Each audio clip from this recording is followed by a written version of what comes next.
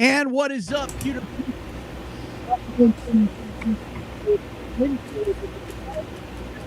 IBetUS.com, your number one spot for all things involving your Tampa Bay Buccaneers news, analysis, takes hot and otherwise, and plenty more about the defending Super Bowl champions. We can hear you. You can hear me now. We can hear you, yeah. Very, very strange. Oh, you know why? It's because I hit mute. I hit unmute before the open started, or before the open ended, and couldn't hear me to start. Figures. But it doesn't matter. You don't want to hear about me. You want to hear from Ren Dax, my co-host. Hello, Ren. Happy Wednesday to you. Happy Hump Day. Happy Wednesday. Happy Hump Day. Hello. Hello, everyone. Excited to get into this Philadelphia Eagles matchup with another local expert. Yes. Carney and his Rolodex comes through, unlike the Rays pitching staff. Hey. We're not going there. We're certainly not going there, at least not on this show. But yes, this week, on Wednesday, we always go across the field to take a look at the Bucs' next opponent, and it is the Philadelphia Eagles. And I had to bring on my godson, my good friend Josh Tolentino from the Philadelphia Inquire. It's good to see you, my brother. I mean, it has been a long, long time. Carney, Ren, appreciate the opportunity to join you guys, and we could talk. Ren, we could talk some Rays, man. I mean, I watched that whole series, Game 3, and if you want to go there, Carney, we could definitely talk some Rays.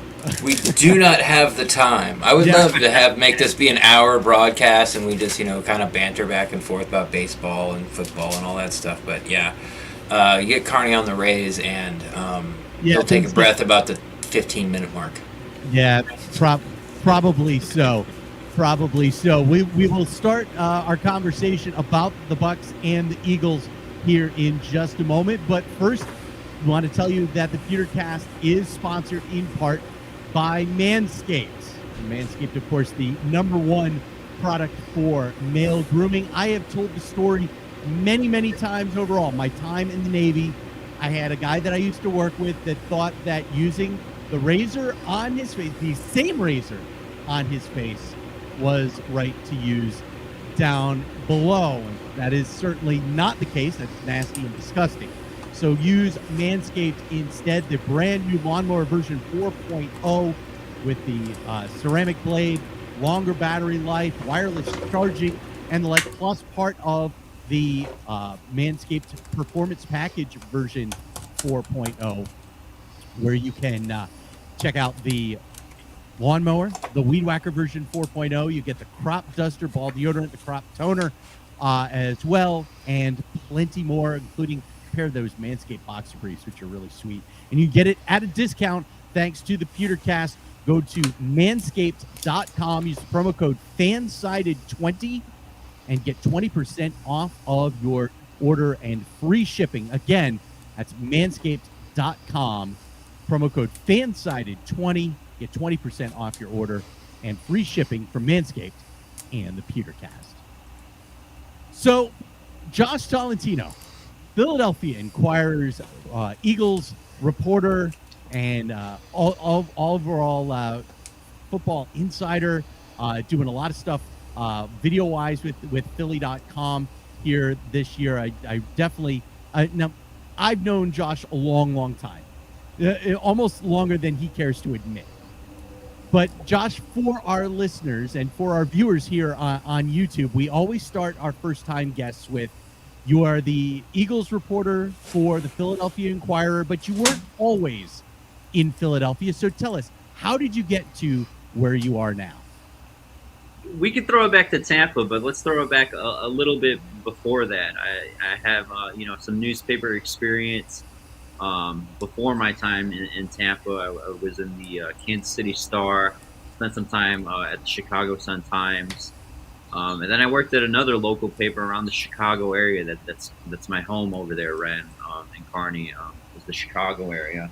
And I started working for the Athletic. I was with the Athletic for 3 years, and it was crazy. I moved around each year for them, basically, and I started up in Green Bay covering the Packers, and then probably my most memorable times was spending about a year and a half in St. Pete and covering the Rays. And man, what year was that, Carney? 2019. Yeah, 2019 into 2019 2020 season. They played Houston in the ALDS. They lost the first 2 games, and we went back to St. Pete thinking we were not getting on a plane back to Houston, and the Rays rally at the Trop games 3 and 4. I think Snell had the game 4 save, and then sorry, Ren, we ended up talking about Rays, and then it's quite all right. And then they go back to Houston, and I think we've all been following the team since, but the following season during the pandemic had moved to Miami, and here we are another year later up in Philadelphia. So quite the journey, Carney, and I appreciate the opportunity to recap it. But I think we were talking offline. If I had to pick a most memorable time or beat or city, I think it would for sure have been Tampa and just being in St. Pete. Well, yeah, because the Trop's such a great place to work and watch a game. We're just going to blow right by that. Okay, let's get into this game. We have a limited amount of time today. For Bucs fans that are watching, listening, can you sort of recap the expectations of the team coming in and how they've been met so far? And how is it? Is the team on track? Or a little bit of disappointment? Like, where's the fan base on them, and how did the season start? Yeah, they're about on track. Ren, Carney. I think the biggest thing that really you have to remind fans of here is that they have a first-year head coach in Nick Sirianni, and not just that, but the coaching staff is extremely, extremely young. I mean, you want to look at Bruce Arians' coaching staff, and it just the comparison in regards to the contrast between the two, it's crazy, or really in ages and experience. And I think that starts there. Then you look at the personnel. I don't really think this is a talented roster when you think about NFL rosters, and obviously 53-man rosters when they're put together right before cut day. Typically, each NFL team has about 50 players where it's like, these guys are surefire guys, and there's back end guys where it's like, okay, maybe this guy isn't an NFL player. He's really waiting for. He hasn't done anything to prove that or seize the opportunity. Well, around cut day, the Eagles had about maybe 40 NFL players, and then 10 plus guys. This is really not a talented roster right now, but they do have pieces, and one of them obviously starts with the quarterback, and that's Jalen Hurts, who he's a second-year quarterback, but he's almost like a rookie. He's basically his first time really starting after they got rid of Carson Wentz over the offseason, and he's been really up and down. It's not just that, the defense has been up and down. They've lost some key pieces. Brandon Graham, one of their team captains, and definitely one of their better defensive players, is out for the year with a torn Achilles. So I predicted them to have about 6-7 wins. They're kind of on pace for that. They've got about 2 here heading in this week 6 matchup against the Bucs, and I think it all starts with Jalen Hurts, though. That conversation of is he the guy? Because I do think that the Eagles they have a lot of firepower in regards to the draft picks next year. Right now, they're projected to have 3 top 10 picks. So if they need to shift directions, they certainly will this offseason. Okay, I want you to talk about how they got 3 top 10 picks. I had no idea that happened. And after you do that, sort of go into we'll start on the offensive side of the ball, go into like who the playmakers are, or who the playmakers you thought they were, or the fans thought they were going to be. How's the offense looking as a whole? I think the offensive line, I think the entire offensive line is on the injury report this week. Sort of kind of calculate how the offense have done this year. But please start with how in the hell are the Eagles on track to get 3 top 10 picks? All right, well, if you go on Tankathon, Ren, and then you check out, what if the season ended today? So that's right. What I meant when they're projecting. Yeah. 3 top 3 picks. So, not sure if it stays this way. But right now, their own pick would be, I think, number 10 or number 9 with their 2-3 record. And then they possess the Colts pick from the Carson Wentz trade. Okay. And then on top of that, they possess the Dolphins pick from trading down in the draft to allow the Dolphins to draft Jalen Waddle. And then, they obviously still got their guy in Devontae Smith trading back to into the 10 spot. So they have the Colts pick, they have the Dolphins pick, and then they have their own pick. And right now, all three of them are in the top 10. So again, if Jalen Hurts, if he craps the bed, or if owner Jeff Lurie or general manager Howie Roseman do not like what they see, they can definitely shift directions at that position.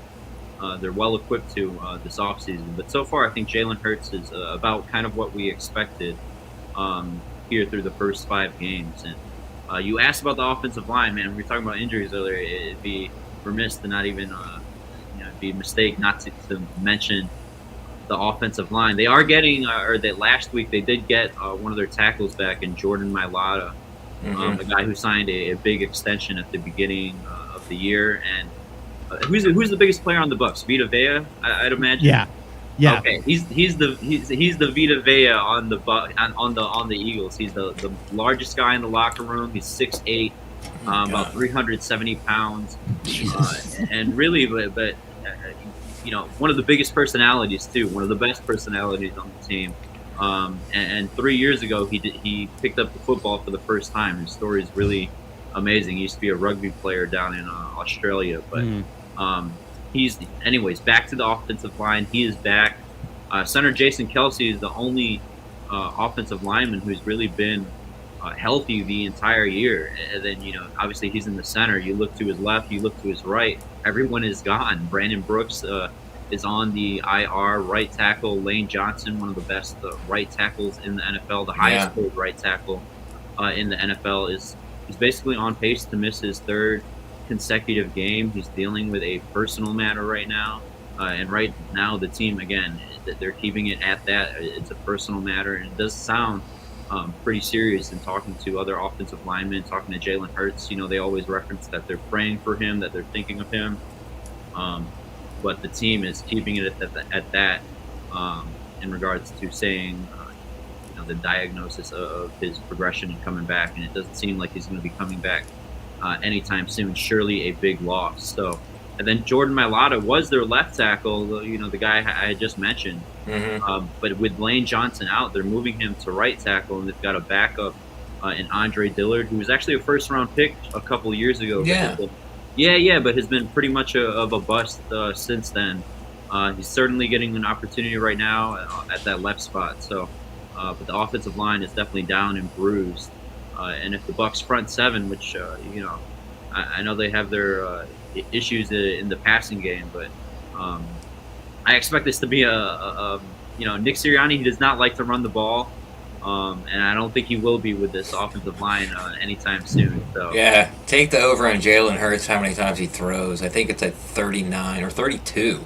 Okay. Oh my gosh. Yeah. He's gonna pound the over. Exactly. I think it'll be near 50 times. Sanders, the running back Miles Sanders has been a frustrated guy these past few games. Yeah, I was going to ask about what they were doing with the right tackle position, but if they are moving Jordan Mailata from the left side to the right side and putting Andre Dillard in that spot, I'm really not surprised about that. I do want to ask you about Landon Dickerson. On that front, on the offensive line, though, 2nd-round pick here this year. How has he looked? And how important is having someone like Jason Kelce next to him helped him in trying to get his development going as quickly as possible? Certainly, and obviously Landon Dickerson, he got some work too with Lane Johnson before he left the team a few weeks ago. So really just being, and at first he was at right guard, so he was in between Lane Johnson and Jason Kelce. He's since shifted to left guard, which is good, and it talks about his ability to swing to either side. But in all honesty, Carney, if you're talking about Landon Dickerson's play, it hasn't been good. He's definitely shown some rookie moments. It seems like he's gotten beat more times than he's offered pass protection specifically, and Jalen Hurts has definitely had a quick pocket over the past couple weeks. Has definitely needed to use his legs to keep plays alive. But again, 2nd-round pick. He came off a season-ending knee injury last year. He never really got an off-season to fully prepare with this unit. But you talk about Jason Kelce, you talk about Lane Johnson, Brandon Brooks, the guy he's actually replacing right now, those are three solid veterans to learn behind, and their offensive line coach, Jeff Stoutland. I know we were dissing the experience and the ages of the Eagles coaching staff at the beginning of the show, but he's actually one of the most veteran coaches on the staff, and he for sure has played a big role in every guy's development. So, Landon Dickerson, again, a guy who can swing the left or right. We might see that even on Thursday here in Philly. So, good guy to point out. But again, definitely going through his early rookie struggles. We talked about, and I think we're all going to be right on this, that Hurts is going to throw the ball for, a half a century. He's going to throw 50 times. Who's he throwing it to? Like, who's the guy that he's locked in with? Like, who are the weapons on the outside that Philly's going to have to look to in this game? Yeah, and as you look to the enemy side, you look at Tampa Bay and, Gronk's uncertainty if he's going to play. Well, the Eagles are going to be without, it looks like, one of their best playmakers in tight end Dallas Goedert, and they really haven't been able to utilize him in this new offense with Nick Sirianni this year. But prior to Sirianni's arrival, Dallas Goedert for sure looked like one of the best tight ends in the NFL. And, they still have Zach Ertz, and I think his veteran leadership is definitely appreciated, but the production just has not been there from a tight end perspective in Nick Sirianni's offense. But you look at, I really want to hone in on three wide receivers here. Devontae Smith, their first-round pick. Right. Quez Watkins, who was a late-rounder from a couple of years ago, but he's one of the fastest guys on the team. And Jalen Reagor, a first-round pick last year, who was taken right before Justin Jefferson, and Eagles fans love to point that out on Twitter. And Jalen Reagor has definitely been a disappointment. There's no hiding it. I mean, especially if you look in comparison to the guy who was drafted right after him in Jefferson. But the Eagles still have hope that he'll turn it around here, and he really hasn't had those string of games where he has. There's really nothing pointing that Tampa Bay might be the game. I do know, obviously, that the Bucs passing defense is what it is, and there's an opportunity to possibly keep up. Mm-hmm. But again, those three guys, if you were to pair them with a trio of receivers in the league, definitely they don't have the experience, but they do have the skill-wise. I mean, they're definitely the three fastest players on the team. But how does that translate into play calling? It really hasn't that much. Nick Sirianni, he really struggles to find a sweet spot in the offense yet with Jalen Hurts and with these weapons.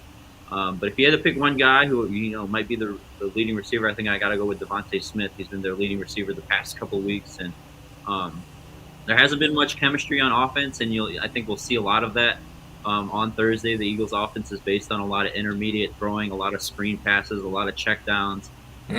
That's not going to get you that far in this league, and Jalen Hurts, it's either he's really hesitant to throw the deep ball, or Nick Sirianni just isn't dialing up those deep shots. But what he is doing is throwing a lot of screens and such slant routes to Devontae Smith, and he's his go-to guy in that offense. I'm curious about this because I just looked up the schedule. Philly is 0-2 so far this year at the Link. Why do you think that is? They've had some tough opponents for sure. They had the 49ers here. Obviously, they got the Bucs coming to town, and not just that, they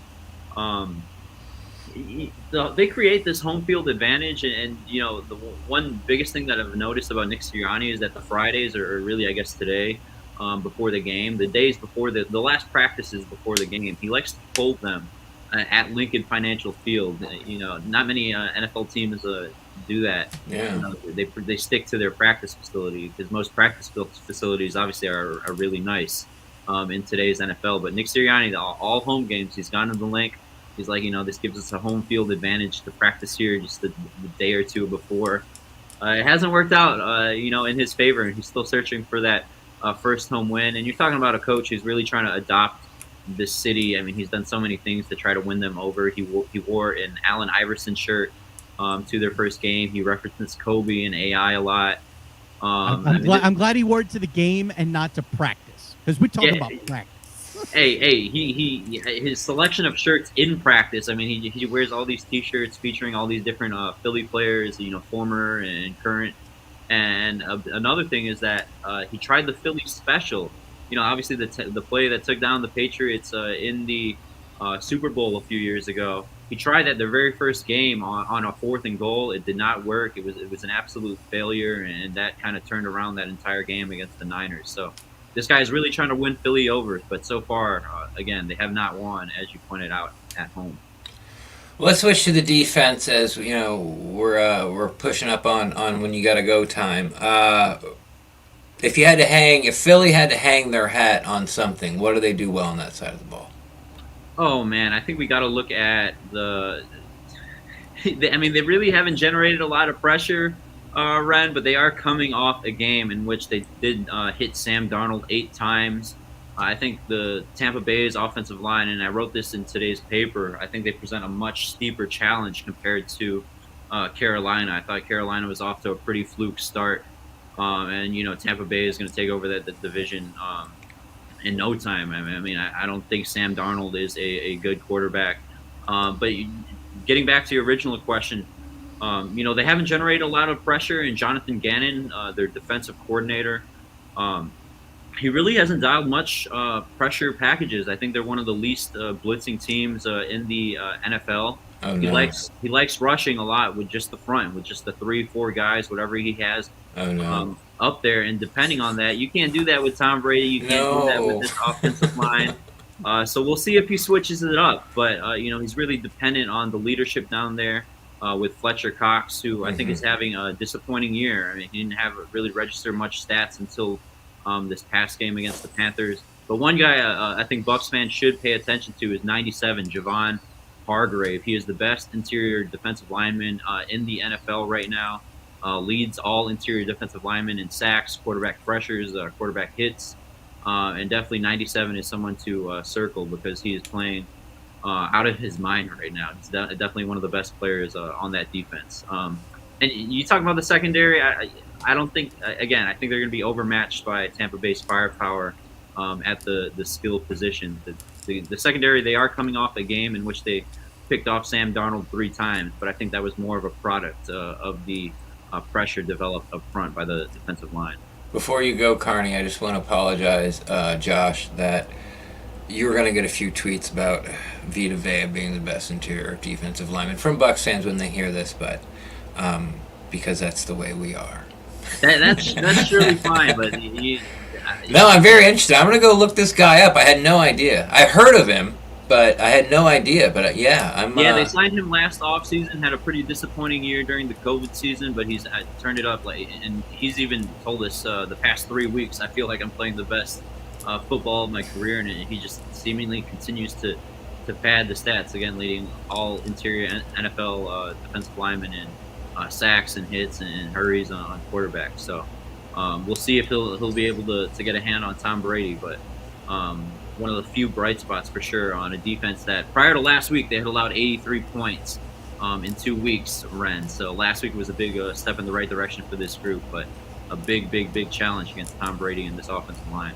Yeah, I want to get into one more thing before we start to wrap this up.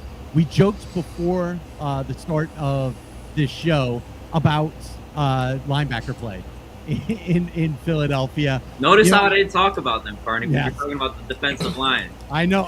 And really, I think that's going to be big, especially with the Bucs tight ends, with Brate and with O.J. Howard. Don't think Gronk is going to play this week again, obviously. But I think that they've got their hands full as well with O.J. Howard and Cameron Brate and the like. Yeah, certainly. And you look at their linebacker play. I mean, we can concentrate on 2 guys, Eric Wilson and Alex Singleton. They log the most snaps on defense from that specific position. And it's a rotating position. They definitely have a lot of guys behind them, and Jannard Avery, one of the few, T.J. Edwards. But those 2 specific guys, Eric Wilson and Alex Singletary, if I'm Tom Brady, I'm throwing the ball all day down the middle, on routes where you see a linebacker in coverage. And, they do run a lot of zone. Last week was the first time I probably saw them run a lot of man in regards to defense. They allowed Darius Slay to shadow DJ Moore up there in Carolina, and it worked for them.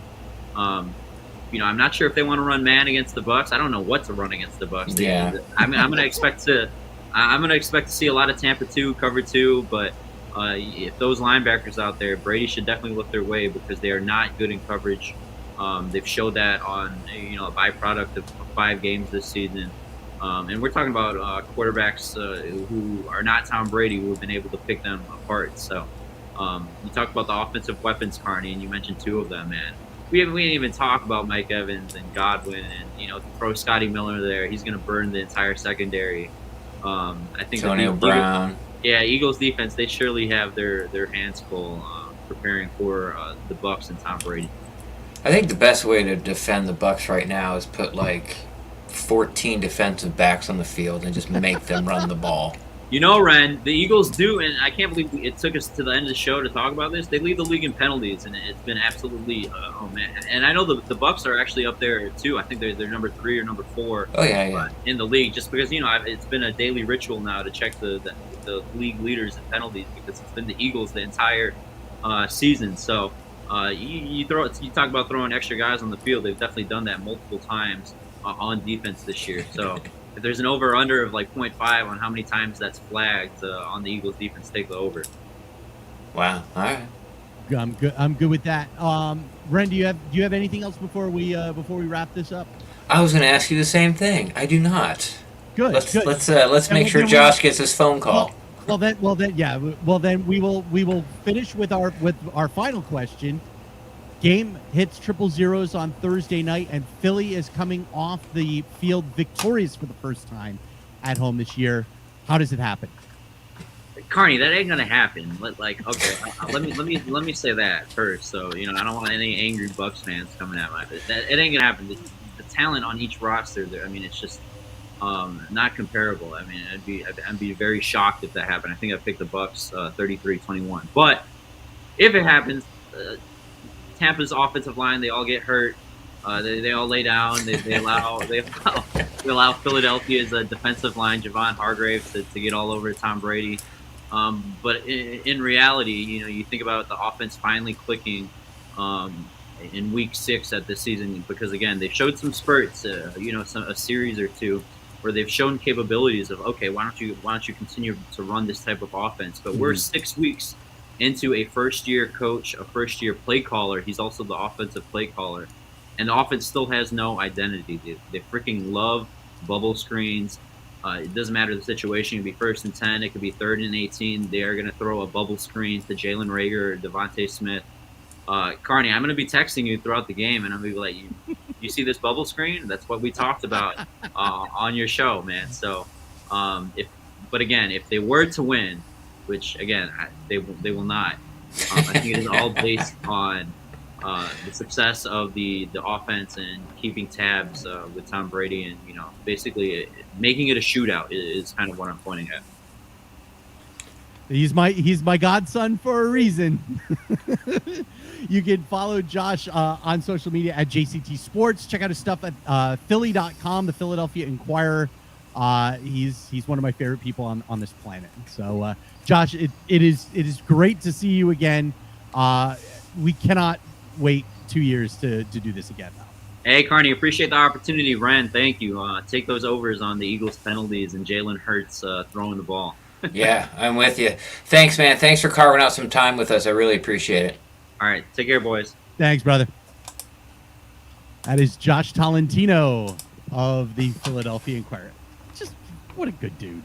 Like I said, I've known Josh a long time from his time in The Athletic. Of course, we worked together covering the Tampa Bay Rays for about a year and a half.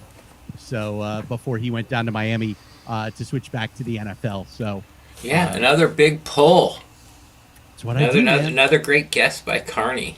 It's what I do. I can book guests. What I can't do seemingly is bet. No, you cannot. I mean, you can. You're just terrible at it. Terrible at it. I went 1-2 again this week. I did get the right call in the London game, taking Atlanta, but I lost on the under for Tennessee and Jacksonville, and thanks to the Ravens going down 22-3 early to Indianapolis before coming back and winning by 6 in overtime when I had them -7. Yeah, 1-2, whereas Ren undefeated again this week. Again, another big 0 in the L column. So obviously you need to follow Ren's pick. 6-0. I went 6-0 on BetUS. 6-0 on BetUS.com, the sponsor of the PewterCast for 27 years. BetUS.com has been paying off winners like Ren every single week. And of course, with the NFL and college football seasons going on right now, you can get lines from them. The NHL season is officially underway after the Lightning put up a stinker last night against Pittsburgh, but they've got NHL lines, and the NBA will start later this month. You can get the NBA games there on BetUS.com. Of course, UFC matches, PGA rounds, and Ren's favorite, the ponies. Ponies. Are all available at BetUS.com. And if you sign up for BetUS through the PewterCast, you get yourself a nice big fat signing bonus as well. You go to BetUS.com. If you're watching us on YouTube, check out the promo code below my face. It is PewterC. That's PewterCast, but drop the AST, and instead of that, put 125 after it. Again, Pewter, the letter C, 125. You get a 125% signing bonus. So if you sign up, use the promo code, and you deposit $100, you get $125 in bonus money. So it's like having $225 to play with. And if you like cryptocurrency, if you're a Bitcoin freak, you can get a little more of your signing bonus.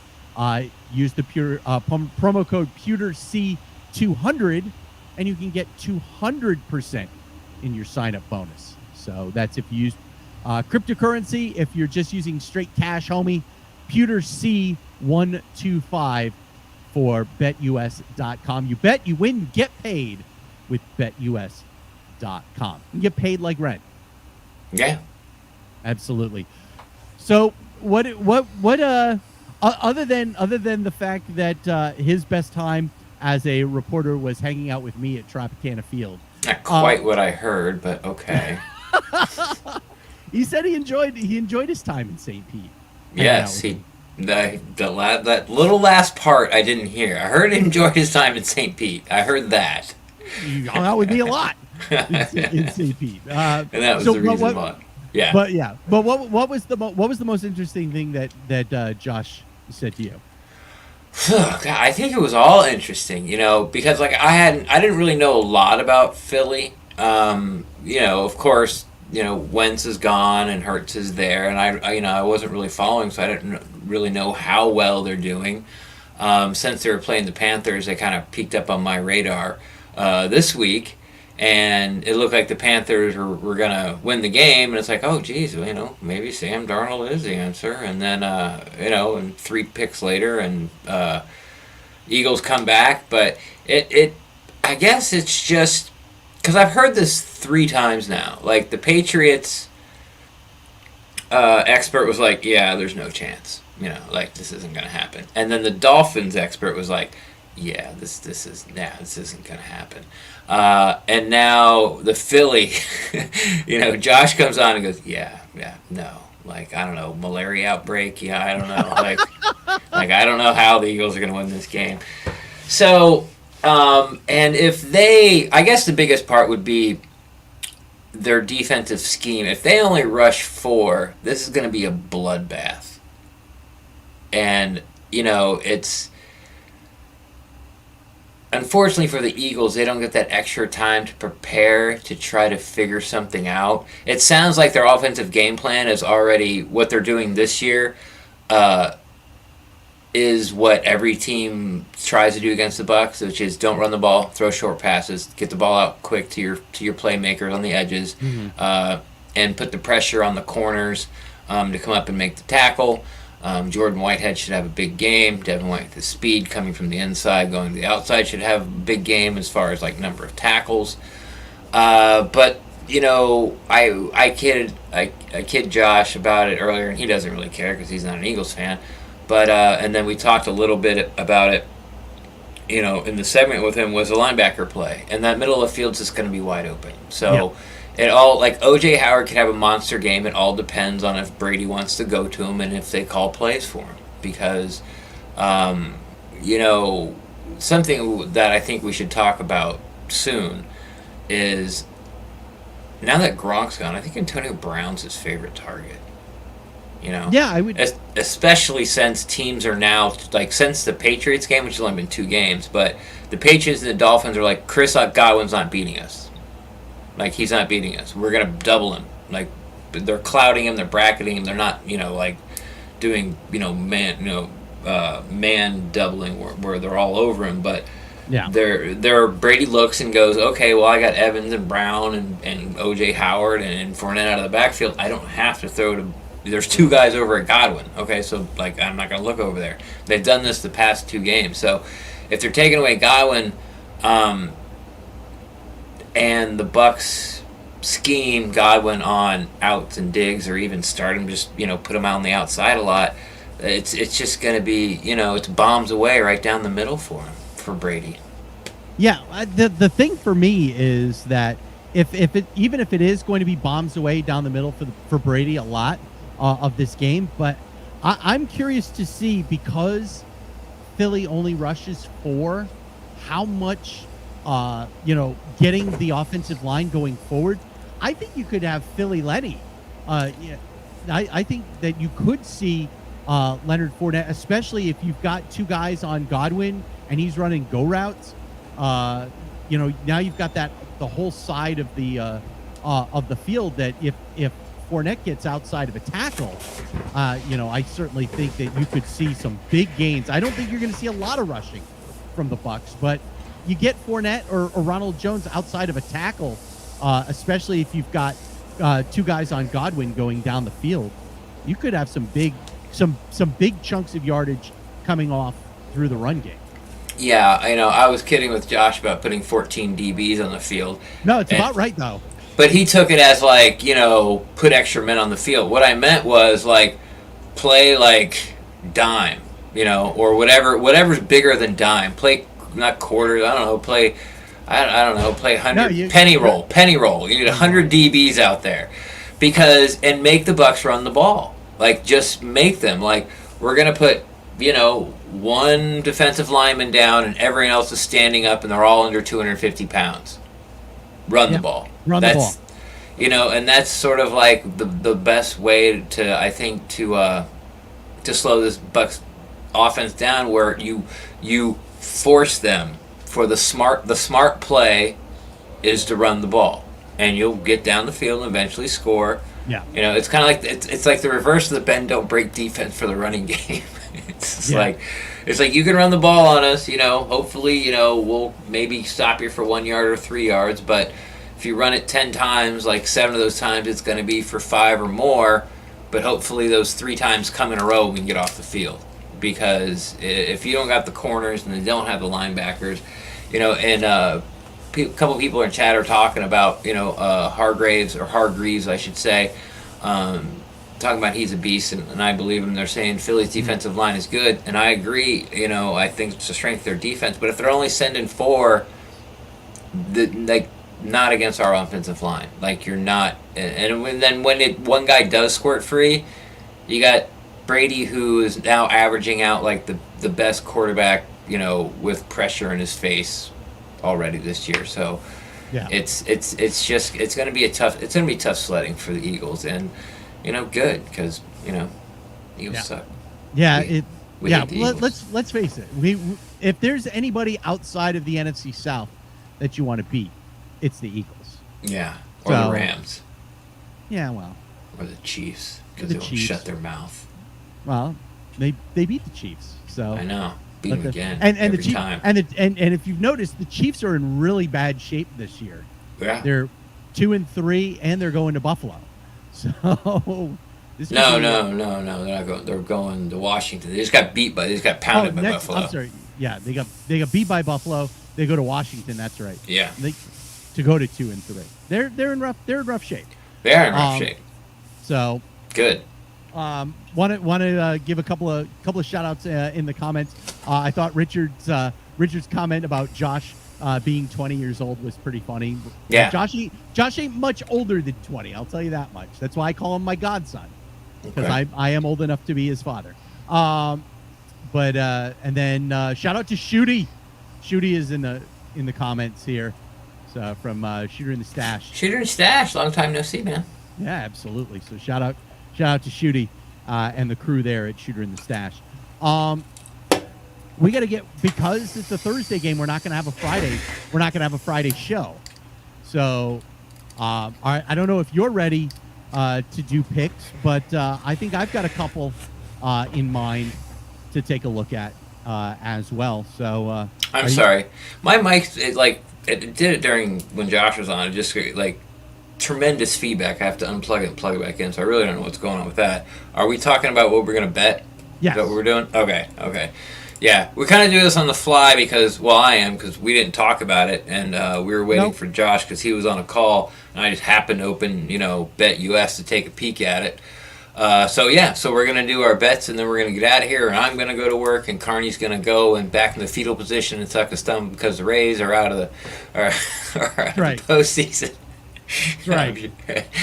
So let me pull mine up. So what are you looking at? Let me pull mine back up here. Well, the first one that I'm looking at,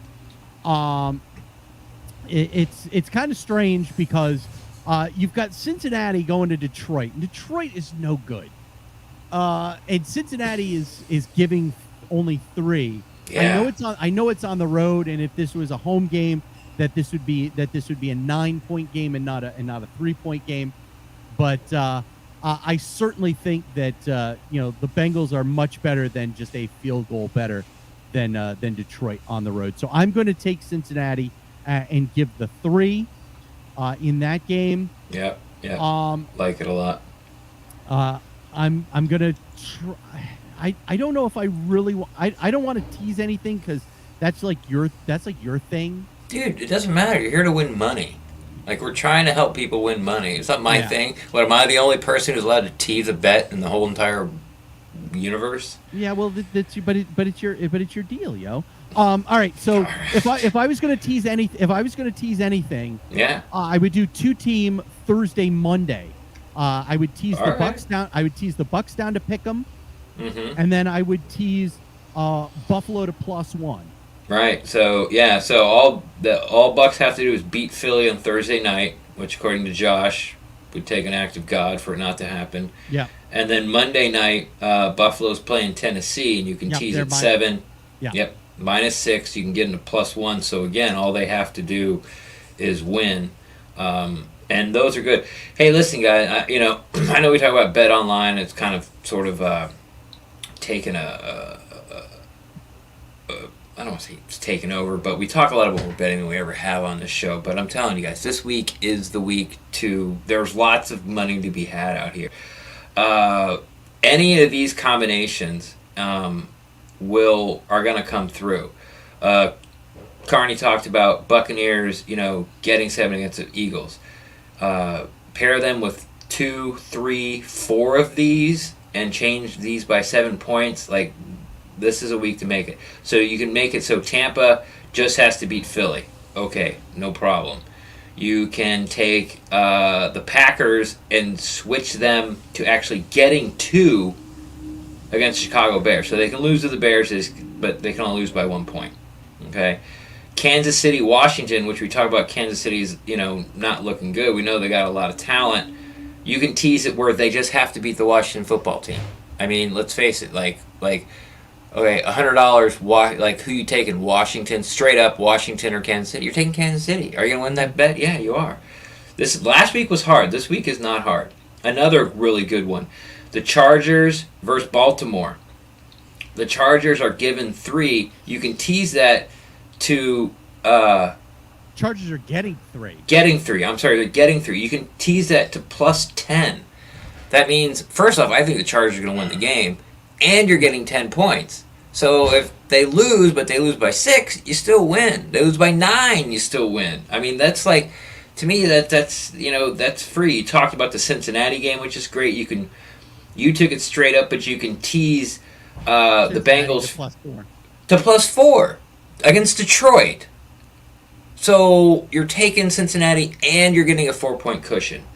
This is really the week to do it. I'd stay away from Vegas, Denver, as far as on the points. I ain't touching Seahawks, Steelers. I have no idea what that's going to do. And then, yeah, like you talked about the Buffalo, Tennessee. Buffalo's beat the crap out of everybody since week 1. I know they played a lot of crappy teams, but then they just played Kansas City in a big game, beat the crap out of them. Tennessee's been up and down. Like, they're like one half they're good, one half they're bad. And they've done that every single week.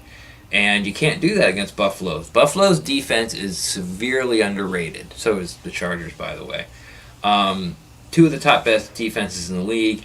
And you get the Bills against the Tennessee and getting a point. I'm gonna look at the ones that I like the best. The 2 I like the best. Oh, I didn't even talk about the second one I like the best. Cowboys against the Patriots. Cowboys are given 4.5. Tease it up where they get 2.5. That's what I'm taking. I'm taking the Bucs and the Cowboys. That's where I'm gonna lay. That's where I'm gonna put my big money on. Tease it. The Bucs win.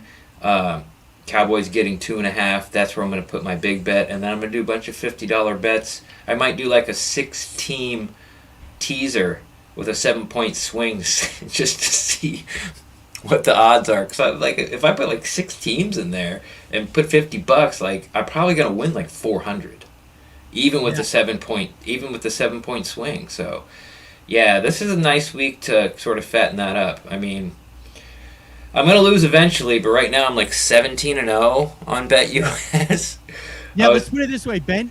Ren has gone from an initial $50 investment on BetUS.com, and what are you at now? You're over $1,000. I'm at $1,044.85. How about that? In 5 weeks. That's what happens when you don't lose. Never lost. That's right. He is undefeated. Undefeated Dax is what we're. There we go. You are. That's right. Undefeated Ren Dax here on BetUS.com. So URD. Yeah. URD. Yeah, I don't like that one. No. Hey, did you hear? URD. I'm not sure if you heard or not, but after the Dolphins game, when Peter Report went live with their post game show, they brought in J.C. Allen, who we had on the show. Yeah. And he gave his game ball to Ross Cockrell. and I guess he thought, I don't know what he was thinking, but he shortened his name as a nickname. And he's like, yes, I'm giving the ball to Cock. And it's like, oh yeah. And then the whole podcast is chew as far as seriousness. It was a lot of fun to listen to after that, but like everyone was giggling. He's just trying to get through his take about why he's giving the ball to Cock. And then he's like, it's his nickname. And John Ledger's laughing. He's like, no, it is definitely not.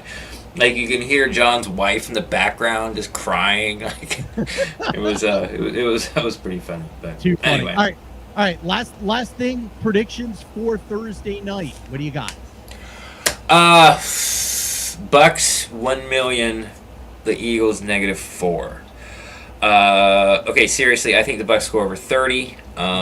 40 maybe.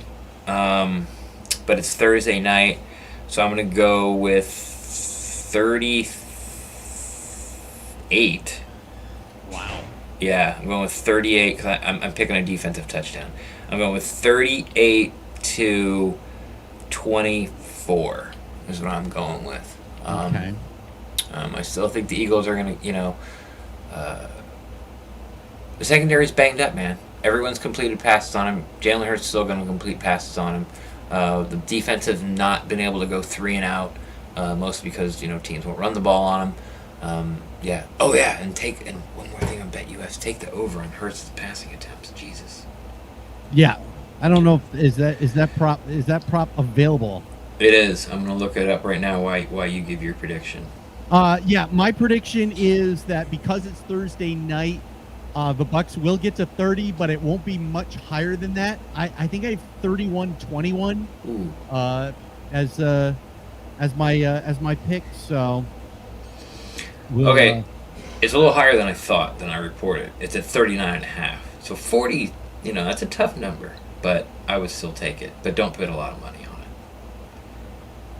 Yeah, It's it's total completions is 25.5. Yeah, but total pass attempts is 39.5. Yeah. Yeah, so I don't know. That's a good line by them. That's Yeah. kind of. I would still take, if you held a gun in my head, I would still take the over, but I don't think I'm gonna. Even though it is even money, no, I'm probably not gonna take it. Nope. Yeah. I only take sure things. That's why they call me URD. Yeah. You are a D. What? All right, let's get on out of here. You gotta All right, go to man. work. I gotta go. do. I gotta go cry some more about the Tampa Bay Rays. So Yeah. here's the Red Addiction. Where can they find you, Ren?